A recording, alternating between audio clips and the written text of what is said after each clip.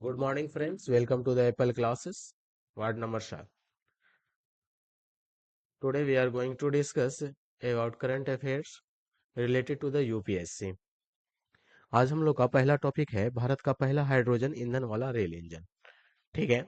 पृष्ठभूमि यदि हम लोग इसका बात करें तो भारतीय रेल ने 2030 तक ये टारगेट रखा है कि नेट जीरो कार्बन इमिशन का।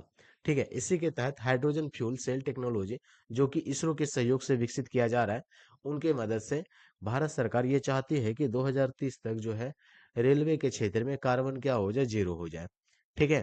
तो कार्बन जीरो करने के लिए भारत सरकार हाइड्रोजन फ्यूल सेल टेक्नोलॉजी का उपयोग कर रही है। ठीक है।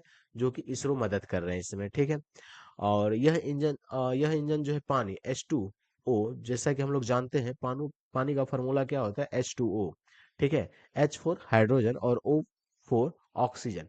तो हाइड्रोजन और ऑक्सीजन को क्या कर दिया जाएगा, विभाजित करके यहाँ पर ऊर्जा प्राप्त किया जाएगा।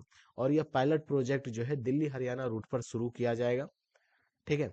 और यदि हम लोग यूपीएससी प्रासंगिकता की बात करें तो ये कौन सा टॉपिक के लिए इंपॉर्टेंट है, तो स्वच्छ ऊर्जा, railway modernisation, make in India से जुड़ा हुआ टॉपिक है और इन टॉपिक्स के लिए ये महत्वपूर्ण है।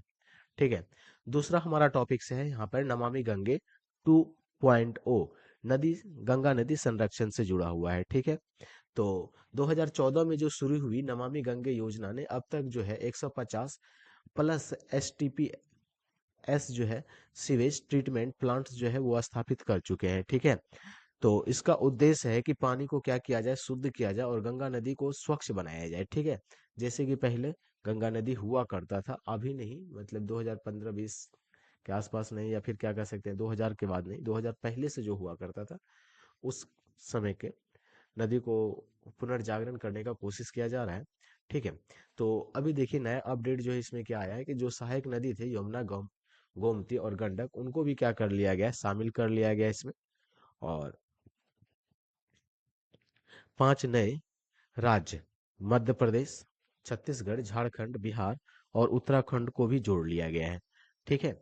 और पांच पांच नए राज्य को जोड़कर, मतलब कि जहां जहां नदियां हैं तो नदियों को क्या करना है, स्वच्छ करना है, साफ करना है। और ये महत्वपूर्ण यूपीएससी के नजरिए से कैसा है, कहाँ से है, तो एसडीजी कहने का मतलब सस्टेनेबल डेवलपमेंट गोल 6, जो कि स्वच्छ जल और स्वच्छता से जुड़ा हुआ है, जैव विविधता संरक्षण से जुड़ा हुआ है, उनके लिए ये टॉपिक महत्वपूर्ण है। ठीक है। तो यहाँ पर से हमारा प्रश्न पूछा जा सकता है यूपीएससी में, तो आप इनको ध्यान रखेंगे। भारत अमेरिका संयुक्त सैन्य अभ्यास युद्ध अभ्यास 2025, जो कि थल सेना, मतलब जो सेना भूमि पर रह के लड़ाई करते हैं तो उसको हम लोग थल सेना बोलते हैं, तो उनके बीच अभ्यास चल रहा है। कहाँ पे चल रहा है, ये राजस्थान के महाजन फील्ड फायरिंग रेंज में चल रहा है। ठीक है। और ये कौन सा संस्करण है, तो 17वां संस्करण है। मुख्य बिंदु यदि हम लोग बात करें तो ये युद्ध जो है किस पर हो रहा है, तो देखिए एआई आधारित है, आर्टिफिशियल इंटेलिजेंस जिसको हम लोग बोलते हैं, ड्रोन वॉरफेयर है, साइबर सुरक्षा है। ठीक है। साथ ही क्वाड देशों, जैसे कि क्वाड देश में 4 देश आते हैं, क्वाड मतलब ही 4 होता है, तो 4 देश आता है, भारत, अमेरिका, जापान, ऑस्ट्रेलिया। तो भारत अमेरिका तो युद्ध लड़ रहे हैं, मतलब अभ्यास कर रहे हैं। और जापान और ऑस्ट्रेलिया को जो है पर्यवेक्षक के तौर पे शामिल किया गया है, कि मतलब उनको भी बुलाया गया है, न्योता भेजा गया है कि आप भी आइए और देखिए कि हम लोग किस प्रकार से अभ्यास कर रहे हैं। ठीक है। तो यूपीएससी के नजरिए से यदि हम लोग देखें तो यहाँ से प्रश्न पूछा जाता है रक्षा सहयोग, इंडो पैसिफिक रणनीति और तकनीकी एकीकरण के लिए, तो आपको इस टॉपिक से जुड़ने के लिए आपको याद रखना है ये। ठीक है। और यदि हम लोग चौथा टॉपिक्स देखें तो भारतीय डिजिटल विश्वविद्यालय आईडीयू, जो कि नेशनल एजुकेशन पॉलिसी 2025 को डिफाइन करते हैं।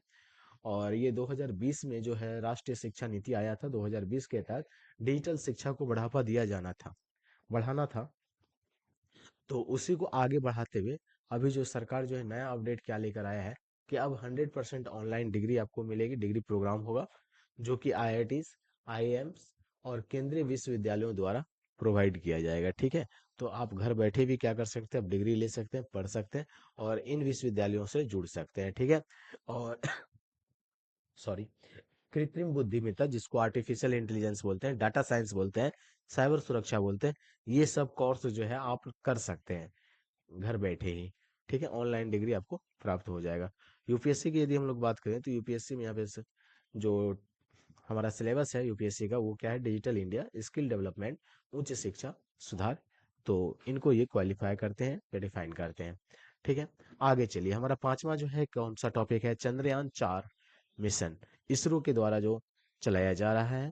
ठीक है, पृष्ठभूमि इसका देख लेते हैं हम लोग। चंद्रयान 3 जो कि 2023 के बाद अब चंद्रयान 4 में लूनर सैंपल रिटर्न्स मिशन होगा, कि मतलब कि हम लोग वापस कैसे आएंगे चांद से। ठीक है, तो तकनीक विवरण, तो यहाँ पे रोबोटिक रोवर होगा प्लस ऑर्बिटर संयोजन होगा, और ये 2026 में श्रीहरिकोटा से क्या होंगे, लॉन्च होंगे। तभी टाइम है हम लोगों के पास, लंबा समय है थोड़ा। ठीक है, और महत्वपूर्ण, यदि हम महत्वपूर्णता की बात करें, महत्व का यदि इसका बात करें, तो भारत का ये पहला सैंपल रिटर्न मिशन होगा, अंतरिक्ष अन्वेषण में होगा, और ये आत्मनिर्भर भारत को आगे बढ़ाएगा, प्रोत्साहित करेगा। अब चलिए, छठा टॉपिक जो है हमारा क्या है, पीएम किसान योजना, जो इसमें कि हम लोग इसको बोलते हैं प्रधानमंत्री किसान सम्मान निधि योजना भी बोलते हैं, पीएम सम्मान निधि योजना भी कहा जाता है।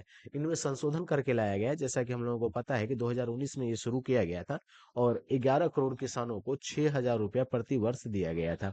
ठीक है, सहायता प्रदान किया गया था। अब नया बदलाव क्या है इसमें, कि अब जो है किसान को 10,000 रुपया प्रति वर्ष दिया जाएगा।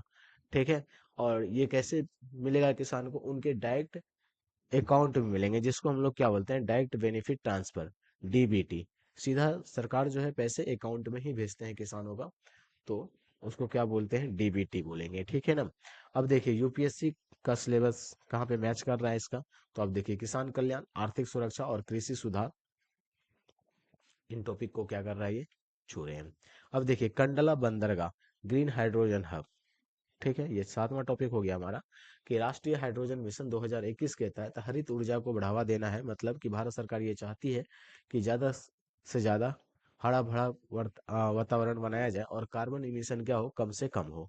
ठीक है, तो उसी के तहत में राष्ट्रीय हाइड्रोजन मिशन 2021 जो चलाया गया था, उसी का एक क्या है, उदाहरण है कौन, कंडला बंदरगाह। ठीक है, यदि हम लोग देखें तो सौर और पवन ऊर्जा से हाइड्रोजन क्या किया जाएगा, उत्पादन किया जाएगा, और निर्यात आयात हब के रूप में विकसित किया जाएगा। मतलब कि बंदरगाह है तो मतलब बाहर से जो समुद्री जहाज आएंगे, या फिर भारत से जो समुद्री जहाज जाएंगे, तो वहां पर मतलब कि कम से कम क्या हो, हाइड्रोजन, सॉरी कार्बन इमिशन हो। तो यहाँ पर ज्यादा से ज्यादा हाइड्रोजन का उपयोग करने का प्रयास किया जाएगा। ठीक है, महत्व क्यों है, क्योंकि जलवायु परिवर्तन, नवीकरणीय ऊर्जा का क्या होगा, उपयोग होगा, और बंदरगाह क्या होगा, विकसित होगा।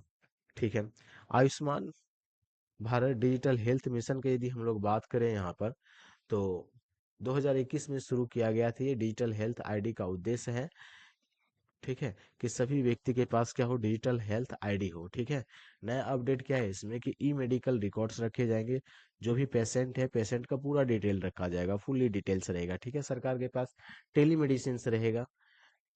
ओके, एआई आधारित डायग्नोसिस होंगे। ठीक है, जैसे मान लीजिए कि अभी क्या होता है कि आप रोग, बीमारी है आपको, पहले कौन सा बीमारी हुआ तो ये डॉक्टर को पता नहीं होता है। ठीक है, हम लोग फिर जाते हैं तो डॉक्टर क्या करता है, फिर से आपका रिपोर्ट देखता है, फिर आपको चेक करता है, फिर रिपोर्ट देखने के बाद दवाई देता है। तो अब यहाँ पर क्या हो जाएगा, कि जब डिजिटल हेल्थ आईडी बना दिया जाएगा आपका, तो आपका आईडी जैसे डाला जाएगा, तो आपको पहले कौन कौन सा बीमारी हुआ है, वो बीमारी भी चेक कर लिया जाएगा। फिर डॉक्टर जो है उनके आधार पर आपको देखकर क्या करेंगे, दवाई देंगे। ठीक है, तो मतलब आपका फुल हिस्ट्री जो है बीमारी का, वो आपका जानना क्या है, डिजिटल हेल्थ आईडी का उद्देश्य है। यूपीएससी का हम लोग बात करें, तो यूपीएससी का सिलेबस कहाँ टच कर रहा है इनको, तो स्वास्थ्य अधिकार, डिजिटलीकरण, और सार्वभौमिक स्वास्थ्य कवरेज को टच करता है। यदि हम लोग नंबर टॉपिक को आज का देखें, तो भारत फ्रांस नौसेना अभ्यास वरुण 2025, भारत फ्रांस नौसेना अभ्यास जो होता है उसको हम लोग क्या बोलते हैं, वरुण बोलते हैं। ठीक है, और ये 2025 चल रहा है। तो पृष्ठभूमि क्या है, 1993 से चल रहा है ये, और ये द्विपक्षीय रक्षा सहयोग का हिस्सा है। ठीक है, मुख्य अभ्यास क्या है, पनडुब्बी रोधी युद्ध। मतलब कि यहाँ पे जो है पनडुब्बी से किस प्रकार से युद्ध करना है, कैसे उसको रोकना है, तो उसका अभ्यास होता है यहाँ पे। और समुद्री ड्रोन ऑपरेशन, ये भी इन पर का मुख्य उद्देश्य होता है। महत्व क्या है, हिंद प्रशांत क्षेत्र में सुरक्षा, फ्रांस के साथ रणनीतिक साझेदारी। और दसवां हमारा टॉपिक है ड्रोन नीति 2025, नया फ्रेम। 2025 में ड्रोन नीति फिर से आया है, और 2021 में जो ड्रोन नीति को अब 2021 के जो ड्रोन नियमों थे उनको क्या किया गया, अपग्रेड किया गया है। मुख्य प्रावधान क्या है कि अब देखिए कृषि फसल, यदि आपको खेत बाड़ी है तो आप फसल लगाएं, बहुत ज्यादा है तो आप क्या कर सकते हैं, ड्रोन के मदद से उनको निगरानी कर सकते हैं, उनको देख सकते हैं। स्वास्थ्य के लिए निगरानी से जैसे वैक्सीन पहुंचाना हो गया, दवाई पहुंचाना हो गया, तो वहां पर इसका प्रयोग किया जा सकता है। सैनिकों के द्वारा सीमाओं पर इनका उपयोग किया जा सकता है, सीमा की निगरानी के लिए। ठीक है।